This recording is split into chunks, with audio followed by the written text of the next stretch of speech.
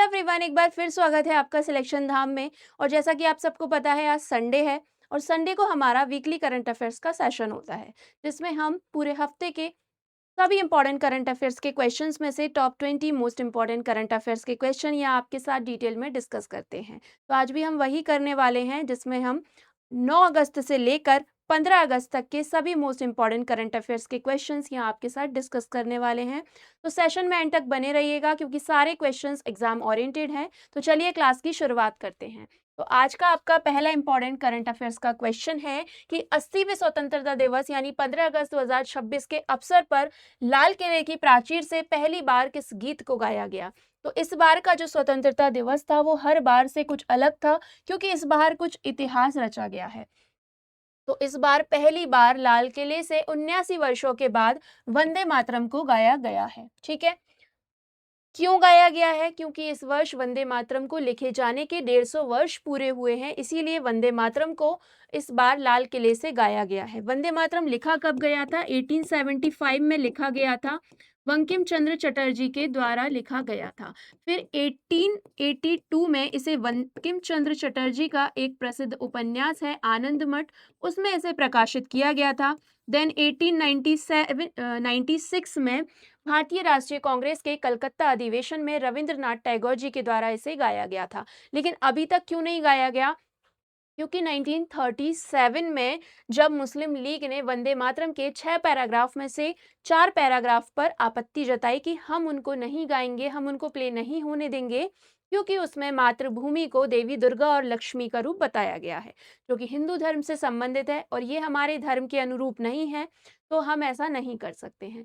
तो सारी परेशानियों से, मतभेदों से बचने के लिए सलाह हुई कि इसके वंदे मातरम के शुरुआत के 2 स्टैंजास को ही एक्सेप्ट किया जाएगा। देन 1950 में हमारे जो तत्कालीन राष्ट्रपति थे राजेंद्र प्रसाद जी, उनके द्वारा इसको राष्ट्रगीत का दर्जा दिया गया और राष्ट्रगान जैसा ही सम्मान दिया गया। देन तभी भी नहीं गाया गया ये, तो लेकिन अभी इसको 150 वर्ष पूरे हुए हैं, तो पहली बार ये 79 वर्षों के बाद लाल किले से गाया गया। ठीक है, इसके लिए एक एक्ट भी हाल ही में पारित हुआ है, वो बहुत ज़्यादा इंपॉर्टेंट है, जिसका नाम है prevention of insults to national honour amendment act. ठीक है, ये 2026 पास किया गया है अभी। इसके तहत अब राष्ट्रगीत वंदे मातरम को भी वही कानूनी सुरक्षा और दर्जा मिलेगा जो हमारे नेशनल एंथम यानी कि जनगण मन को दिया जाता है, उसी के जैसा सम्मान दिया जाएगा और वंदे मातरम को राष्ट्रगीत से पहले गाया जाएगा। ठीक है, और जो इसके गायन में जानबूझकर बाधा डालेगा या जो इसका अपमान करेगा, उसको 3 साल की सजा दी जाएगी और इसके अलावा जुर्माना भी उसको देना पड़ सकता है। तो ये सारी चीजें आप बहुत अच्छे से याद रखिए। इस बार स्वतंत्रता दिवस की थीम क्या थी? तो वंदे मातरम के 150 वर्ष, 2 थीम थी इस बार, क्योंकि इस बार कुछ अलग है ना। तो वंदे मातरम के 150 वर्ष भी पूरे हुए हैं, इसीलिए एक थीम है कि वंदे मातरम के 150 वर्ष। दूसरी इसकी थीम है विकसित भारत 2047 के लिए युवा शक्ति। तो ये 2 थीम है, वो आपको याद रखनी है।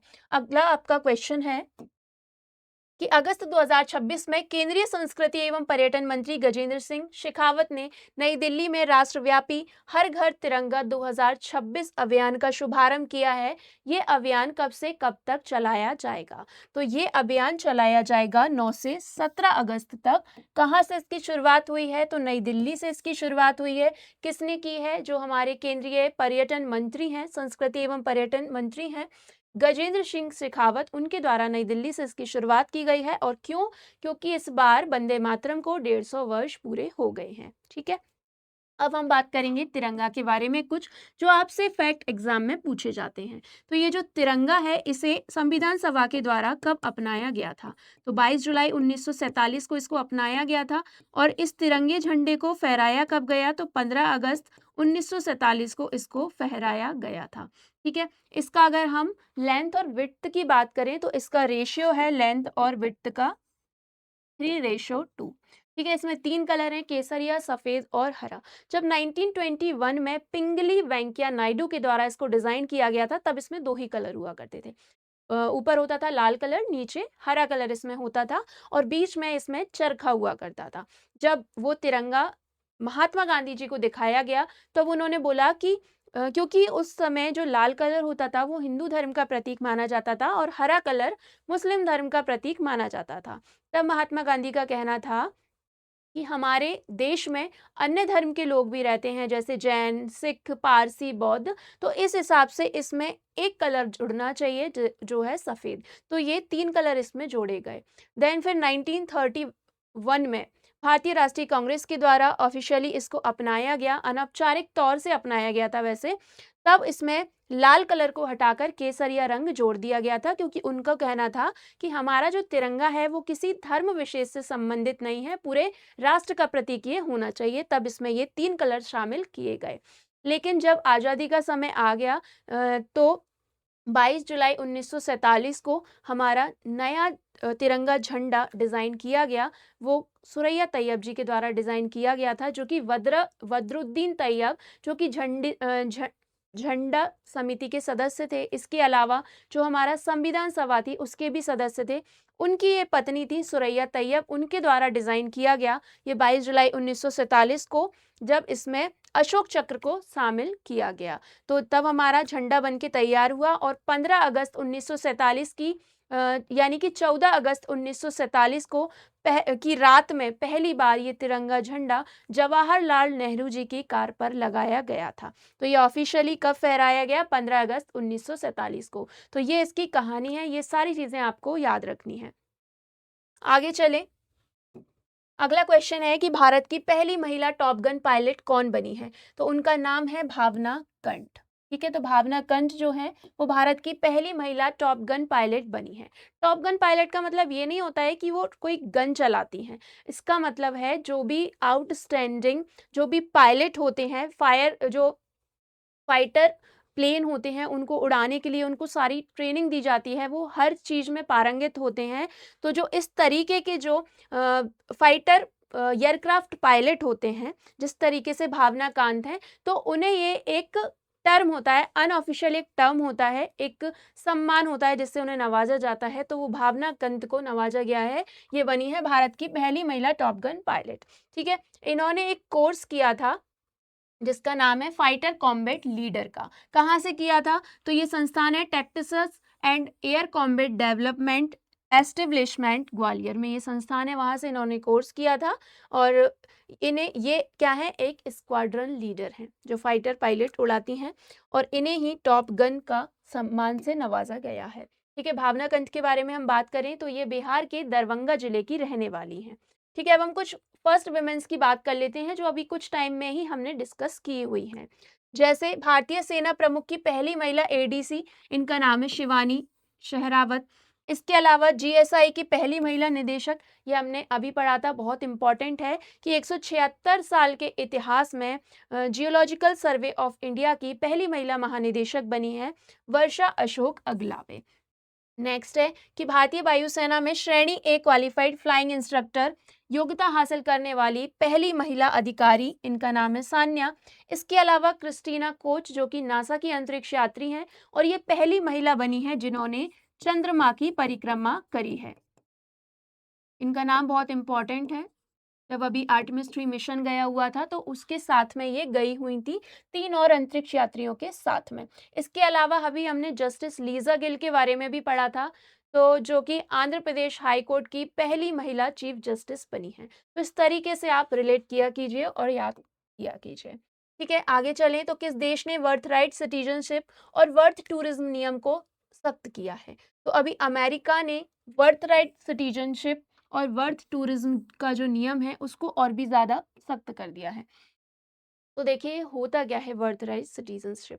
तो किसी देश की भूमि पर जन्म लेने वाले व्यक्ति को जन्म के आधार पर नागरिकता दी जाती है। यही हमारे भारत देश में होता है और यही अमेरिका में होता है। इसके अलावा वर्थ टूरिज्म क्या होता है?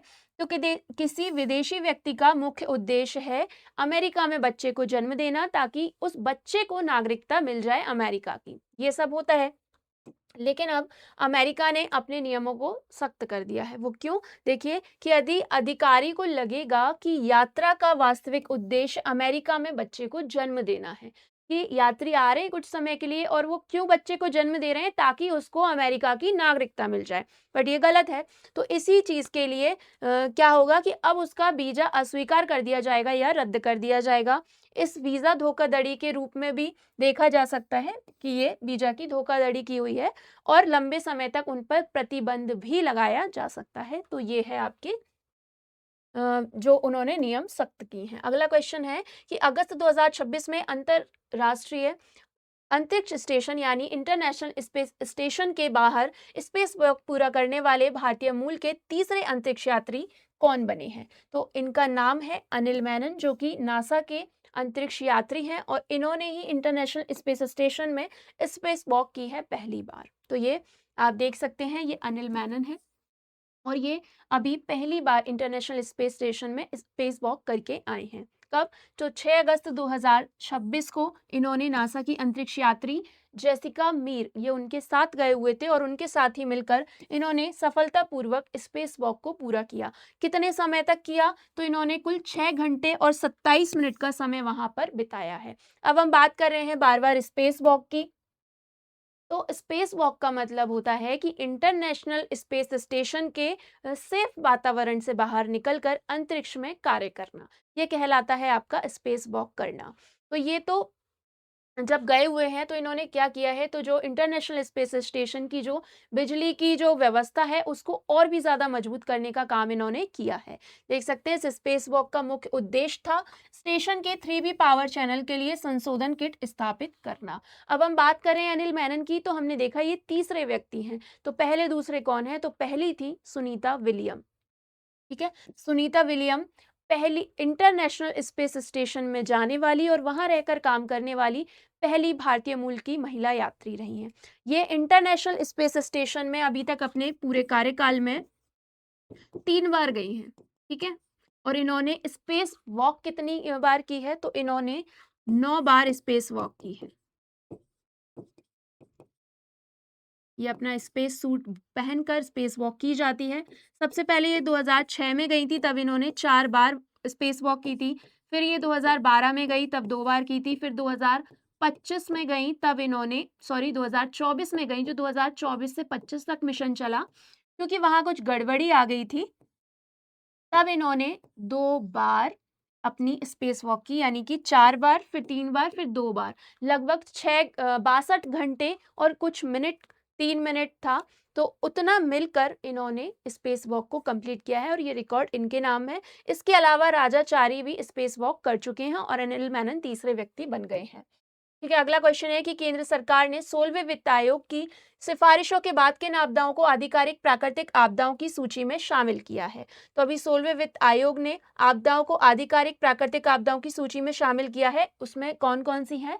हीट वेव यानी लू और बिजली गिरना यानी कि लाइटनिंग स्ट्राइक्स, इन दोनों को शामिल कर लिया है। ठीक है, तो इससे क्या होगा, तो अब जो राज्य सरकारें हैं प्रभावित लोगों को राज्य आपदा प्रतिक्रिया कोष या फिर राष्ट्रीय आपदा प्रतिक्रिया कोष के फंड का उपयोग कर सकेंगी। उनको अगर आवश्यकता होगी तो उस फंड का प्रयोग कर सकेंगी। अगर हीट वेव और लाइटनिंग यानी कि आकाशीय बिजली अगर स्थिति बनती है तो उसमें उसका प्रयोग कर सकेंगी। तो अभी तक इन प्राकृतिक आपदाओं की संख्या कुल 12 थी, अब इन दोनों को मिला के 14 हो गई है। कौन कौन सी है? टोटल 14। आपसे पूछा जा सकता है कि कौन सी 2 नई जोड़ी गई हैं या इनमें से कौन प्राकृतिक आपदा में शामिल है। तो देखिए, चक्रवात, सूखा, भूकंप, बाढ़, सुनामी, हिमस्खलन, बादल फटना, भूस्खलन, ओलावृष्टि, आग, पाला या शीतलता, कीटों का हमला, लू और बिजली गिरना, इन दोनों को अभी शामिल किया है। इस तरीके से कुल 14 आपदाएं प्राकृतिक आपदाओं की सूची में शामिल हो गई हैं। अगला क्वेश्चन है कि अगस्त 2026 में मुख्यमंत्री निजुत मोइना असोनी 2.0 और निजुत बाबू असोनी योजना किस राज्य ने शुरू की है? तो ये जो योजना है असम राज्य में शुरू की गई है। इसका नाम है निजुत मोइनी असोनी 2.0 और निजुत बाबू असोनी योजना। ठीक है, ये योजना क्या है? तो इस योजना का उद्देश्य है बालिकाओं और लड़कियों को उच्च शिक्षा के लिए आर्थिक सहायता देना। तो जो लड़कियां हायर एजुकेशन प्राप्त करना चाहती हैं, ग्रेजुएशन करना चाहती हैं, पोस्ट ग्रेजुएशन करना चाहती हैं, उनके लिए ये योजना की शुरुआत की गई है। तो उनको वित्तीय सहायता, आर्थिक सहायता प्रदान की जाएगी और इससे क्या होगा कि चाइल्ड मैरिज पर भी रोक लगेगा। आपने देखा होगा कि विवाह जैसी कुप्रथाएं अभी भी बहुत चल रही हैं। लोग सोचते हैं कि लड़कियों का विवाह कर देते हैं ताकि पढ़ाई में पैसा नहीं लगाना पड़ेगा, यहाँ पैसा लगाने से क्या होता है, इससे बेटर है कि हम दहेज दे देंगे। लेकिन ये सरकार के द्वारा योजना चलाई गई है जिससे बाल विवाह जैसी कुप्रथाओं पर रोक लगेगी।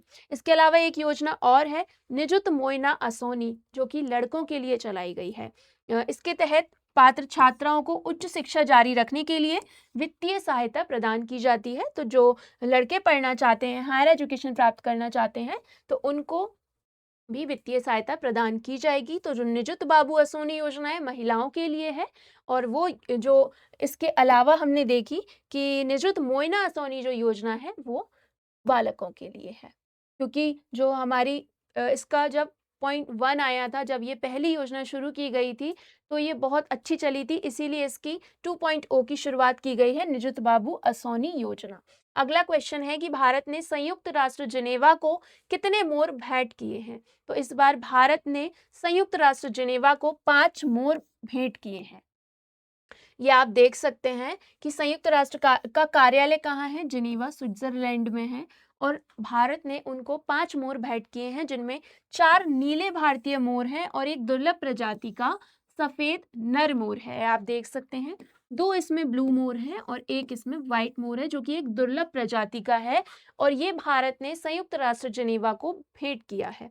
ठीक है, भेंट किसके द्वारा किया गया है? तो जो भारत के राजदूत एवं संयुक्त राष्ट्र में स्थायी प्रतिनिधि हैं, जिनका नाम है अरिंदम बागची, और प्राप्तकर्ता कौन है? संयुक्त राष्ट्र जिनेवा की महानिदेशक तातियाना बालोबाया। आप देख सकते हैं ये है तातियाना बालोबाया, और इन्हीं को भेंट की गई है। अच्छा, इससे पहले भी भेंट की गई है? तो हाँ, 1981 में जो हमारी प्रधानमंत्री थी इंदिरा गांधी जी, उनके द्वारा संयुक्त राष्ट्र जिनेवा को मोर भेंट की गई थी। 2 मोरों का एक जोड़ा भेंट किया गया था, और अभी तक उनका वंश चला आ रहा था। लेकिन अब काफी टाइम बाद इन मोरों की, सभी मोरों की मृत्यु हो गई, सिर्फ एक मोर बचा है। वहां पर कोई पार्क है, एरियाना पार्क करके, वहां पर सिर्फ एक मोर बची है। तो उस चीज को, इतिहास को दोहराते हुए भारत ने दोबारा से 5 मोरों को भेंट किया है। याद रखिए 1981 में भी इनको भेंट किया गया था। अगला क्वेश्चन है कि अगस्त 2026 में केंद्र सरकार ने उच्च शिक्षा विभाग का नया सचिव किसे अपॉइंट किया है? तो उच्च शिक्षा विभाग का नया सचिव अपॉइंट किया गया है दीप्ति गौर मुखर्जी को। ठीक है, ये आप देख सकते हैं, ये दीप्ति गौर मुखर्जी हैं, और इन्हें ही उच्च शिक्षा विभाग यानी डिपार्टमेंट ऑफ हायर एजुकेशन का नया सचिव यानी सेक्रेटरी अपॉइंट किया गया है। ठीक है, उच्च शिक्षा सचिव बनने से पहले वे कॉर्पोरेट मामलों के मंत्रालय में सचिव के रूप में अपनी सेवाएं दे रही थी, और इन्होंने विनीत जोशी जी का स्थान लिया है। अगला आगे देखें कि अभी हमने देखा कि कुछ नेशनल अपॉइंटमेंट होती हैं और हर बार ही होती आ रही हैं, हम हर बार ही देखते हैं। तो चलिए एक बार फिर देखते हैं कि जीएसआई की महानिदेशक हमने देखा कि वर्षा अशोक अगलावे बनी है। भारत के नए शिक्षा मंत्री बने हैं प्रहलाद जोशी। इसके अलावा मैं आपको बता दूं कि अभी नीति आयोग के नए सीईओ भी बने हैं, जिनका नाम है अनुराग जैन। निधि छिब्बर का इन्होंने स्थान लिया है, और ये भी अभी नई अपॉइंटमेंट है, बहुत इंपॉर्टेंट है। देन भारतीय वायुसेना के नए उप प्रमुख कौन बने हैं? तो एयर मार्शल तेजपाल सिंह। भारत की नई रक्षा लेखा महानियंत्रक कौन बनी? अलका नांगिया अरोड़ा। नौसेना के नए उप प्रमुख बने हैं अभी एएन प्रमोद। इसके अलावा भारत के कार्यवाहक केंद्रीय सतर्कता आयुक्त एएस राजीव है, और राष्ट्रीय अल्पसंख्यक आयोग के नए अध्यक्ष हैं हरजीत सिंह ग्रेवाल। इसके अलावा राष्ट्रीय अपराध रिकॉर्ड ब्यूरो यानी एनसीआरबी के नए प्रमुख हैं अमित गर्ग। केंद्रीय प्रत्यक्ष कर बोर्ड के अध्यक्ष हैं रवि अग्रवाल। विक्रम साराभाई अंतरिक्ष केंद्र के निदेशक हैं उपेंद्र पी राजीव। इसके अलावा जो आईबी के नए निदेशक हैं उनका नाम है महेश दीक्षित। केंद्रीय माध्यमिक शिक्षा बोर्ड यानी सीबीएसई के नए अध्यक्ष बने हैं लोखंडे प्रशांत सीताराम। तो ये सारी जितनी भी अपॉइंटमेंट्स होती हैं वो आपके लिए सभी बहुत इंपॉर्टेंट होती हैं, तो इनके आप अच्छे से नोट्स बना लीजिए और इनको रेगुलर रिवीजन करते रहिए, क्योंकि इन्हीं में से वो क्वेश्चन है जो आपको देखने को मिलेंगे, है ना। आगे चले, हाल ही में मृत्युदंड समाप्त करने वाला अरब जगत का पहला देश कौन सा बना है?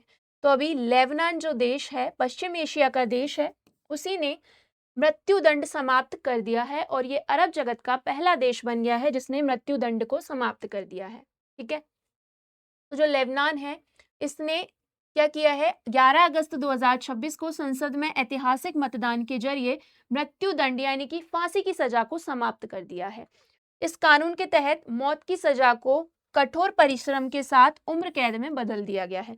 मतलब उनका कहना है कि हम उम्र कैद दे देंगे लेकिन हम मृत्यु दंड नहीं देंगे। हालांकि वहां पर ये पहले ही नियम आ गया था कि मृत्यु दंड नहीं दिया जाएगा, उम्र कैद दी जाएगी, लेकिन फिर भी अभी अदालतों से मृत्यु दंड ही दिए जा रहे थे। लेकिन अब ये फाइनली इस कानून को पारित कर दिया है, ये कानून बन गया है कि अब वहां पर उम्र कैद दी जाएगी और मृत्यु दंड नहीं दिया जाएगा। तो ये पश्चिम एशिया का देश है लेबनान और इसकी कैपिटल है बेरूत, याद रखिए।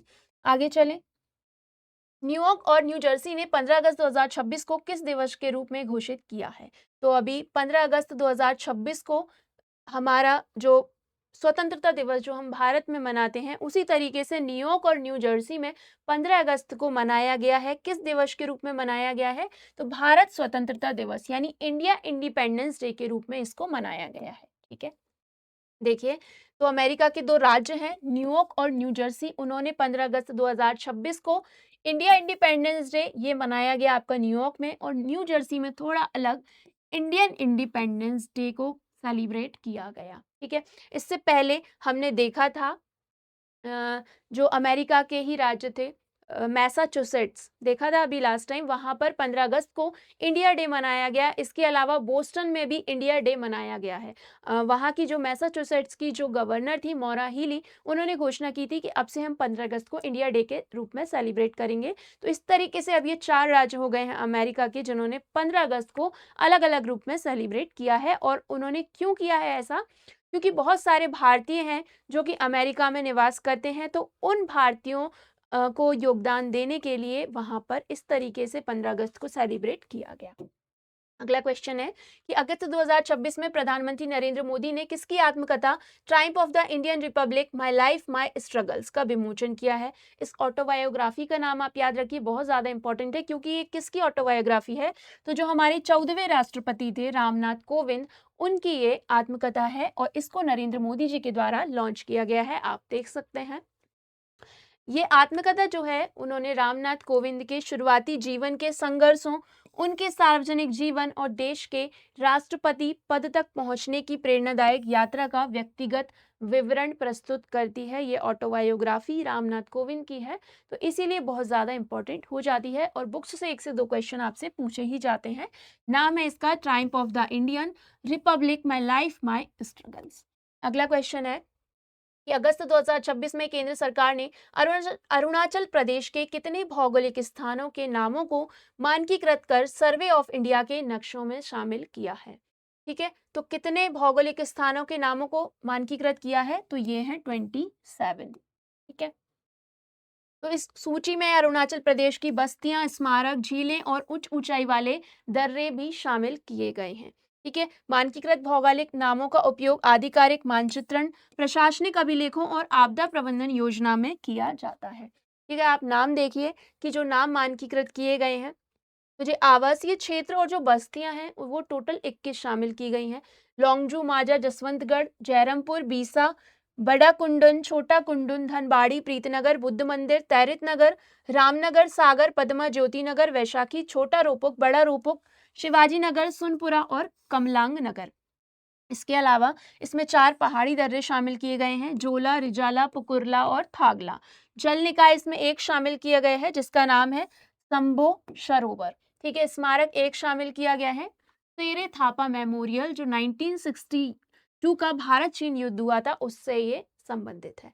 ठीक है, भारतीय संविधान के 55वें संशोधन 1986 के तहत 20 फरवरी 1987 को अरुणाचल प्रदेश भारत का 24वां राज्य बना था। तो भारत का 24वां राज्य है अरुणाचल प्रदेश, जो कि भारत के 55वें संविधान संशोधन 1986 के तहत बनाया गया था। तो ये सारी डिटेल्स हैं आपके लिए, बहुत ज़्यादा इंपॉर्टेंट है।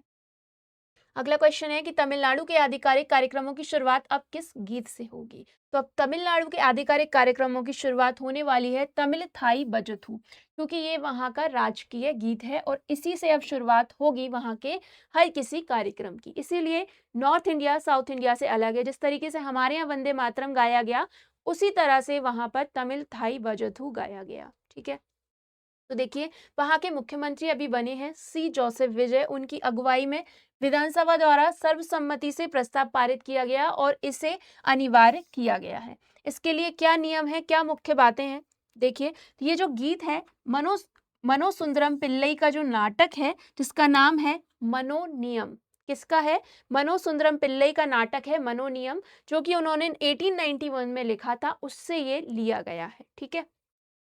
देन फिर 1970 में तमिलनाडु सरकार के द्वारा ये अनिवार्य कर दिया गया कि अब किसी भी सरकारी कार्यक्रम में या किसी कार्यक्रम की शुरुआत होने से पहले इसको गाया गया था।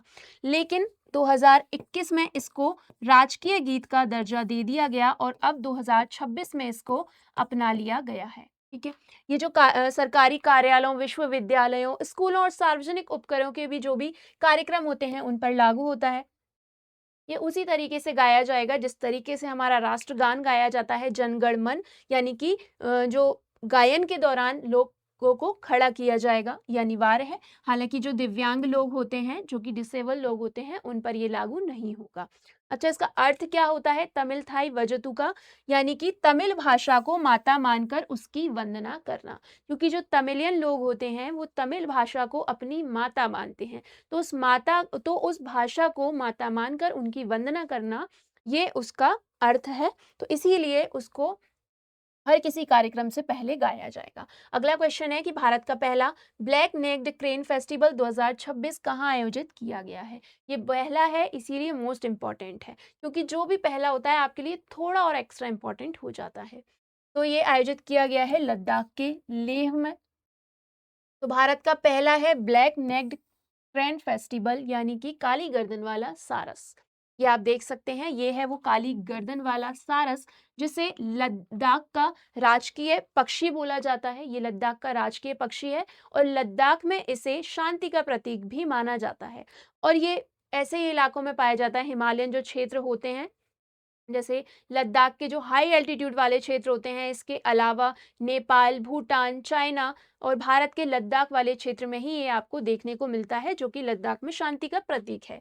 इसका उद्घाटन लद्दाख के लेफ्टिनेंट गवर्नर जो है विनय कुमार सक्सेना, उनके द्वारा किया गया इस फेस्टिवल का। इस फेस्टिवल में कंजर्वेशनिस्ट, रिसर्चर्स और एक्सपर्ट्स ने भी भाग लिया है और इस फेस्टिवल का मुख्य उद्देश्य है ब्लैक नेक्ड क्रेन के संरक्षण और उसके हैबिटेट की सुरक्षा के बारे में अवेयरनेस बढ़ाना, यानी कि जो पक्षी है ब्लैक नेक्ड क्रेन, उसको संरक्षण प्रदान करना, उसके आवासों को संरक्षण प्रदान करना इसका उद्देश्य है। इसके साथ ही लोकल कम्युनिटी कंजर्वेशन और सस्टेनेबल इको टूरिज्म को भी वहां पर बढ़ावा दिया गया है। अगला क्वेश्चन है कि अगस्त 2026 में किस राज्य सरकार ने पेट्रोल और डीजल की बिक्री पर 60 पैसे प्रति लीटर का विधवा और अनाथ उपकर लागू किया है? तो ये पहल शुरू की गई है हिमाचल प्रदेश में। ठीक है। तो हिमाचल प्रदेश में अब से 11-12 अगस्त से ये शुरू हो चुका है। वहां पर पेट्रोल और हाई स्पीड डीजल की बिक्री पर 60 पैसे प्रति लीटर का अनाथ एवं विधवा उपकर लागू किया गया है। और ये जो उपकर है, यानी कि जैसे बोला जाता है सेस, है ना, तो ये हिमाचल प्रदेश मूल्य वर्धित कर संशोधन अधिनियम 2026 के तहत लगाया गया है। इसको बोला गया है ऑर्फन एंड विडो सेस। ठीक है। तो जब अब आप हिमाचल प्रदेश में पेट्रोल या डीजल डलवाएंगे 1 लीटर, तो आपको 60 पैसे एक्स्ट्रा देने पड़ेंगे। और जो पैसा इकट्ठा होगा वो किन लोगों के लिए है? तो जो विधवा महिलाएं होती हैं, अनाथ बच्चे होते हैं, उनके लिए ये पैसा जाएगा। और उनके लिए जो योजनाएं चलाई जा रही हैं अनाथों के लिए, विधवाओं के लिए, उनको भी एक सुनिश्चितता हासिल होगी, वो आराम से योजनाएं चल पाएंगी लंबे समय तक। तो ये सारा पैसा जो है अच्छे कार्यों के लिए लगाया जाएगा। हिमाचल प्रदेश की ये पहल है। अगला क्वेश्चन है कि उत्तराखंड हाई कोर्ट को नैनीताल से किस स्थान पर स्थानांतरित करने की मंजूरी दी गई है? तो ये जो हाई कोर्ट है, जो अभी तक उत्तराखंड के नैनीताल में था, अब उसे हल्द्वानी में स्थापित किया जाएगा। ठीक है। तो जो उत्तराखंड हाई कोर्ट है उसको नैनीताल से हल्द्वानी रुद्रपुर मार्ग पर स्थित लामा चौड़ क्षेत्र में शिफ्ट किया जा रहा है। और राज्य सरकार और कैबिनेट ने नए आधुनिक न्याय परिसर के निर्माण के लिए 30 हेक्टेयर भूमि के औपचारिक स्थानांतरण को भी मंजूरी दे दी है। ठीक है। हालाँकि वहाँ जो हाई कोर्ट के जो जज थे, उनका कहना था कि हम रेफ़रेंडम कराएँगे, कि जनमत संग्रह कराएँगे सारे जजों के बीच कि हमें स्थापित करना है कि नहीं करना है। लेकिन सुप्रीम कोर्ट ने उनके इस मत को ख़ारिज कर दिया और उनका आदेश दे दिया कि इसको शिफ्ट करना पड़ेगा। इसको शिफ्ट करने की ज़रूरत क्यों पड़ी? क्योंकि उत्तराखंड हाई कोर्ट अभी भी नैनीताल के मल्लीताल में 1900 में बनी हेरिटेज बिल्डिंग में था, और हेरिटेज बिल्डिंग है, उसे रेनोवेट करना भी इतना आसान नहीं है, और जो केसेस है वो भी बढ़ते जा रहे हैं। इसी को देखते हुए अब ये हल्द्वानी में स्थापित किया जाएगा।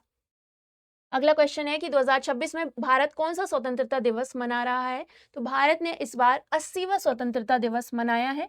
79 वर्ष पूरे हो गए हैं, लेकिन 80वां स्वतंत्रता दिवस भारत ने सेलिब्रेट किया है। भारत ने अपना पहला स्वतंत्रता दिवस मनाया था 15 अगस्त 1947 को, और अब से हम देखें 2026 तक तो पूरे 79 वर्ष हो गए हैं। ठीक है। इस वर्ष प्रधानमंत्री नरेंद्र मोदी 15 अगस्त को लाल किले पर 13वीं बार राष्ट्रीय ध्वज फहराया और देश को संबोधित किया। तो प्रधानमंत्री नरेंद्र मोदी ने कौन सी बार 13वीं बार राष्ट्रध्वज फहराया है? लाल किले से। ठीक है, लाल किले पर वंदे मातरम भी गाया गया, ये हमने देखा।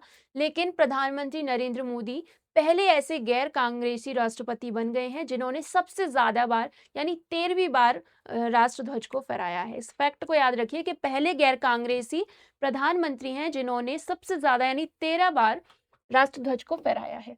सबसे ज्यादा बार अगर वैसे देखें तो जवाहरलाल नेहरू यानी 17 बार इन्होंने फहराया है। इंदिरा गांधी ने 16 बार फहराया है। हालांकि लगातार नहीं फहराया उन्होंने, लेकिन फिर भी 16 बार उन्होंने फहराया है। नरेंद्र मोदी जी ने 13 बार फहराया है और राजीव गांधी जी ने 5 बार इसको फहराया है। ये याद रखिए। अगला क्वेश्चन है कि जनगणना 2027 में कुल कितने प्रश्न शामिल किए जाएंगे? तो अभी जो जनगणना का पहला चरण शुरू हुआ था 1 अप्रैल से 2026 से, तब इसमें 33 प्रश्नों को शामिल किया गया था। अब इसका दूसरा चरण जो शुरू होगा उसमें 40 प्रश्नों को शामिल किया गया है। तो उससे कुछ एक्स्ट्रा हैं आपके प्रश्न, 7 प्रश्न एक्स्ट्रा हैं, जो पहले चरण से ज्यादा है 7। ठीक है। तो इसकी अधिसूचना जो है 14 अगस्त 2026 को जारी की गई थी, और इसकी विशेषता क्या है कि इस बार की जो जनगणना है डिजिटल जनगणना है। सब कुछ डिजिटली होगा, कागजों का यूज नहीं किया जा रहा है। ठीक है।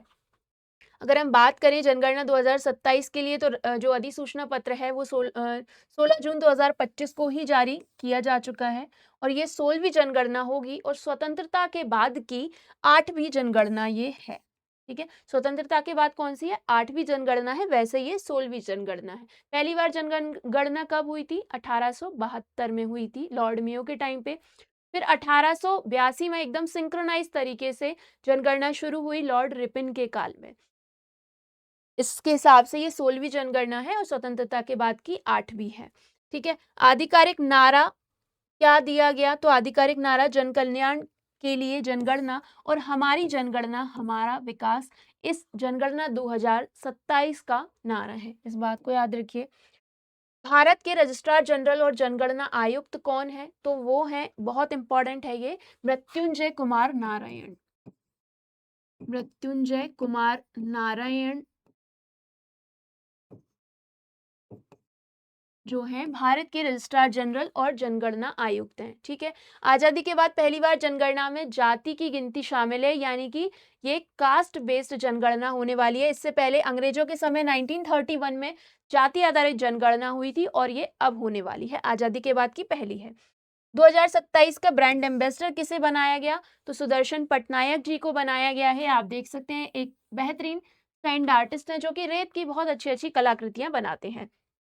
इसका शुभंकर भी जारी किया गया था, ये भी हमने देखा था, जिसमें प्रगति यानी महिला और विकास यानी पुरुष, जो कि इस वर्ष के शुभंकर हैं, जिसे हमारे गृह मंत्री अमित शाह जी के द्वारा लॉन्च किया गया था। अगला क्वेश्चन है, और आज का आखिरी क्वेश्चन है, कि रेलवे बोर्ड ने हाल ही में कितनी नई अमृत भारत एक्सप्रेस ट्रेनों को मंजूरी दे दी है? तो भी अमृत भारत एक्सप्रेस ट्रेनों को मंजूरी दी गई है, और कितनी? 7 एक्सप्रेस ट्रेनों को मंजूरी दी गई है, ये आप देख सकते हैं। इसका उद्देश्य क्या है? तो लंबी दूरी की जो अंतरराज्यीय रेल कनेक्टिविटी को मजबूत करना, यानी जो लंबी दूरी की इंटर स्टेट ट्रेन होती हैं उनको कनेक्टिविटी प्रदान करने के लिए इन 7 नई अमृत भारत एक्सप्रेस ट्रेनों को मंजूरी दी गई है। प्रमुख स्वीकृत मार्ग कौन-कौन से हैं? तो गोरखपुर दिल्ली है एक, जो कि वीकली चलाई जाएगी। इसके अलावा गोरखपुर बांद्रा टर्मिनस है, जिसमें कोटा, रतलाम, बड़ोदरा आते हैं। देन फिर धनबाद कोयंबटूर है, उसमें नागपुर, विजयवाड़ा, सलेम आते हैं। इसके बाद है सूबेदारगंज लोकमान्य तिलक टर्मिनस, जिसमें बांदा, सतना, जबलपुर, नासिक आती हैं। तो ये सारे उन्होंने रूट रखे हुए हैं। बात करें अमृत भारत एक्सप्रेस ट्रेन की, तो ये भारतीय रेलवे की लंबी दूरी की यात्री ट्रेन सेवा है और इसे कब लॉन्च किया गया था? तो 30 दिसंबर 2023 को इसको मंजूरी मिली थी अमृत भारत ट्रेनों को, और अभी 7 ट्रेनों को मंजूरी दी गई है। ठीक है, तो आप बहुत अच्छे से इन सभी को याद रखिएगा। तो यही खत्म करते हैं हम आपका आज का करंट अफेयर्स का सेशन, जिसमें हमने 9 अगस्त से लेकर 15 अगस्त तक के सभी मोस्ट इंपॉर्टेंट करंट अफेयर्स के क्वेश्चंस को आपके साथ डिस्कस किया है। आई होप आपको ये क्लास समझ आई होगी, अच्छी लगी होगी, बेनिफिशियल लगी होगी। और अगर ये क्लास अच्छी लगी है तो इस क्लास को लाइक कीजिए, फ्रेंड्स एंड फैमिली के साथ शेयर कीजिए। मिलते हैं नेक्स्ट वीडियो में, तब तक के लिए पढ़ते रहिए, बढ़ते रहिए। जय हिंद, जय भारत।